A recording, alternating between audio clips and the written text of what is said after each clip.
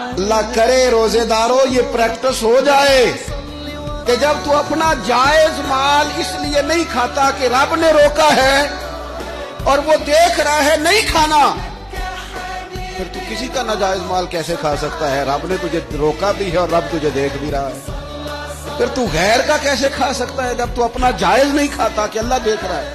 تو دوسروں کا ناجائز اور حرام کیسے کھائے گا حالانکہ اللہ دیکھ رہا ہے؟ اگر یہ تصور دل میں پیدا ہو جائے، یہ ذوق اگر کسی بندے کو نصیب ہو جائے،